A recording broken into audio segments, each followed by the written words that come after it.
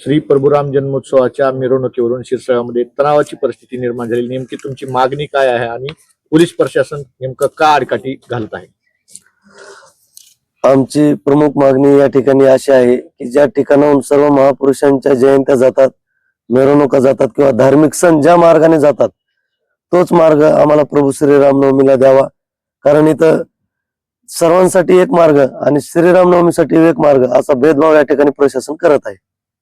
नेमकं पोलीस प्रशासन असं देखील सांगण्यात येत आहे की 2 तारखेला जी हनुमान जयंती आहे त्या दिवशी परवानगी देण्यात येईल किंवा त्या दिवशी मिरवणूक काढा असं देखील सांगण्यात येत आहे। त्याच्यावर तोडगा निघणार आहे का? गेल्या 3 ते 4 वर्षापासून आम्ही वारंवार पोलीस प्रशासनाकडे मागणी करत आहोत। आज कुठेतरी या गोष्टींमध्ये त्यांना त्यांची स्वतःची चूक दिसत असेल म्हणून या सर्व प्रकरणावर सावरासावरव करण्यासाठी पोलीस प्रशासन आम्हाला या ठिकाणी खोटं आश्वासन देत आहे की आम्ही तुम्हाला हनुमान जयंतीच्या दिवशीपर्यंत परवानगी देऊ। त्यांनी जर आम्हाला परवानगी दिली 8 दिवसात नाही 15 दिवसात जरी दिली तर आम्ही या गोष्टीचं प्रशासनाचं आणि पोलीस प्रशासनाचं स्वागत करू आणि आनंदाने आमचा सण ज्या या ठिकाणी यांनी थांबवून ठेवलेला आहे त्याची सांगता आम्ही करू। नेमकं तुम्ही कुणाकुणाकडे अर्ज बाजार केलेला आहे? नेमकं जिल्हाधिकारी असेल, पोलीस अधीक्षक असतील, तहसीलदार, एसडीएम कुणाकुणाकडे अर्ज दिलेले आहेत तुम्ही रूटसाठी? स्थानिक पोलीस स्टेशनचे जे एपी आहेत गोरखनाथ दैफळे यांनी ज्या ज्या पद्धतीने आम्हाला सांगितलं की तुम्ही कलेक्टर साहेबांना निवेदन द्या, तुम्ही एसपी साहेबांना निवेदन द्या, त्यांनी ज्या जे मार्ग आम्हाला सांगितलेत आम्ही त्या ठिकाणी जाऊन त्या ठिकाणी निवेदन दिलेले आहेत। पण त्या सर्व वरिष्ठ अधिकाऱ्यांचं म्हणणं एकच आलं, हा विषय तुमचा स्थानिक प्रशासनाचा आहे आणि स्थानिक प्रशासन ज्या पद्धतीने आम्हाला पुढे रिपोर्ट देईल आम्ही त्या पद्धतीने तुम्हाला मार्ग देऊ। पण या ठिकाणाहून चुकीची माहिती वरिष्ठ अधिकाऱ्यांना पोहोचवण्याचं काम या ठिकाणी काही पोलीस स्टेशनचे अधिकारी करत आहेत। जाणीवपूर्वक कुठेतरी हिंदू मुस्लिम तणाव निर्माण करण्याची परिस्थिती या ठिकाणी झालेली आहे का? हिंदू मुस्लिम विरोध आहे का? आमच्या तर असं काही निदर्शनास आलेलं नाहीये, पण ज्यावेळेस आम्हाला पोलीस अधिकाऱ्यांनी सांगितलं की या ठिकाणी मुस्लिम समाजाचा विरोध आहे त्यावेळेस आम्ही मुस्लिम समाजाच्या जे काही इथले ज्येष्ठ लोक आहेत त्यांच्याशी चर्चा केली। त्यावेळेस त्यांनी आम्हाला सांगितलं की आमचा कुठलाही विरोध नाहीये, आम्ही या कार्यक्रमामध्ये सहभागी होऊ असं त्यांनी आम्हाला सांगितलं। पण जाणीवपूर्वक या ठिकाणी पोलीस प्रशासनालाच वाद निर्माण करायचा आहे असा प्रश्न आणि संभ्रम आता हिंदू समाजाच्या पुढे उभे राहिलेला आहे। गेल्या वर्षी देखील महसूल प्रशासनाने पंचनामा केला होता, त्या पंचनाम्यामध्ये नेमकं काय होतं? तुम्ही तो पंचनामा तुमच्याकडे आहे का? आणि त्या पंचनाम्यानंतर पोलीस प्रशासनाने नेमकं काय सांगण्यात आलं? त्यावेळी तुम्हाला पुढच्या वर्षी रूट देऊ असं देखील बोलण्यात आलं। गेली 4 वर्ष सकल हिंदू समाजाच्या कोपराला गोळ लावण्याचा प्रयत्न या ठिकाणचं स्थानिक पोलीस स्टेशन प्रशासन करत आहे। ज्या पद्धतीने ते सांगतायत की तुम्ही या ठिकाणी त्यांनी परमिशन घेतलेली नाहीये किंवा ते आमच्या हातामध्ये नाहीये, कायदा सुव्यवस्थेचा प्रश्न निर्माण होतो म्हणून तुम्हीच आम्हाला सांगत आहात।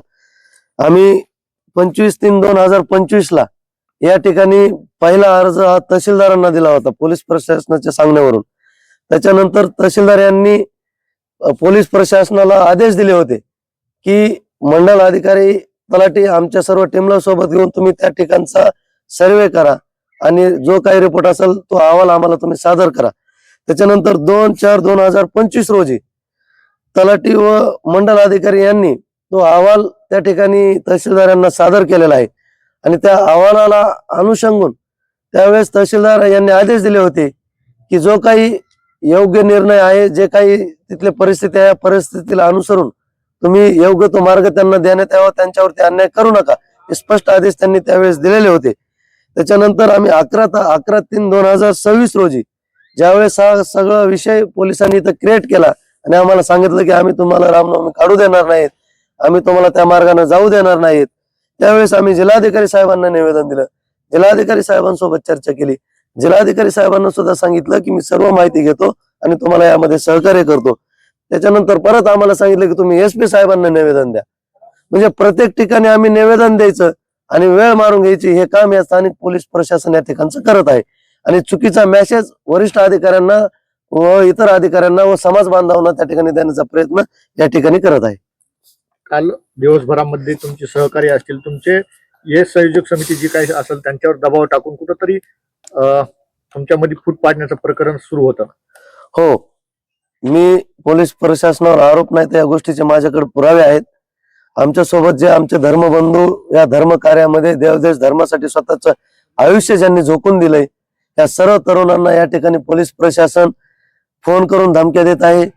त्याच पद्धतीने सार्वजनिक ठिकाणी जाऊन ज्या ठिकाणी आम्ही या कार्यक्रमाची तयारी करतो त्या ठिकाणी जाऊन धमकावलं जात आहे, तुम्ही इथं थांबू नका, तुम्ही इथून निघून जा, नाही तर आम्ही तुमच्यावरती गुन्हे दाखल करू, अशा प्रकारचा दबाव या ठिकाणी आमच्यावरती आणला जात आहे. नेमकी आता तुमची काय मागणी आहे, कशा प्रकारे तुम्हाला रूट देण्यात यावा यासाठी तुम्ही आमरण उपोषण सुरू केलेले आहे? आमची मागणी थेट अशी आहे, आम्ही आमचे जे हिंदुत्ववादी आमदार असतील, महेशदादा लांडगे असतील, संग्रामभाई जगताप असतील, गोपीचंद पडळकर साहेब असतील, हे सर्व जे काही आहेत हिंदुत्ववादी आमचे जेवढ्या संघटना आहेत, आम्ही सर्वांना या ठिकाणी जे काही आमच्यावर अन्याय होत आहे या गोष्टी आम्ही त्यांच्या समोर मांडलेल्या आहेत.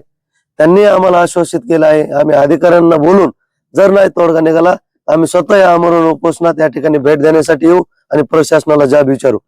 आमची दुसरी मागणी, आम्ही कालच मुख्यमंत्री साहेबांना निवेदन दिलेलं आहे, त्यांना मेल केलेला आहे की चुकीच्या पद्धतीने जो मेसेज या ठिकाणचे जे पोलीस स्टेशनचे अधिकारी आहेत हे वरिष्ठांना देत आहेत आणि दोन समाजामध्ये तेढ निर्माण करण्याचा प्रयत्न या ठिकाणी जे अधिकारी करत आहेत त्या अधिकाऱ्यांवरती आपण निलंबनाची कारवाई करावी, बडतर्फ त्यांना या सेवेतून करावं. कारण ते उद्या कुठेही गेले तरी हिंदू आणि मुस्लिम हा वाद लावण्याची ती कसर कुठलीही सोडणार नाहीत. ह्या गोष्टी आम्हाला त्या ठिकाणी जाणवलेल्या आहेत. नेमका तुमचा रूटची मागणी कशी आहे, कसा असावा रूट? आमचा मार्ग, आम्ही त्यांना अशी मागणी केलेली आहे की दरवर्षीप्रमाणे रेणुका माता मंदिर या ठिकाणाहून आम्ही सुरुवात करतो. डॉक्टर बाबासाहेब आंबेडकर या चौकामध्ये जाऊन ईदगाह चौकातून सरकारी दवाखान्यामार्गे मुख्य बाजारपेठेतून हनुमान मंदिर येथे आम्ही शेवट करतो आणि हाच मार्ग सर्व महापुरुषांच्या जयंतीसाठी, मिरवणुकीसाठी व इतर धार्मिक सणांसाठी आहे. तर आम्हाला हाच मार्ग देण्यात यावा ही आमची प्रमुख मागणी आहे.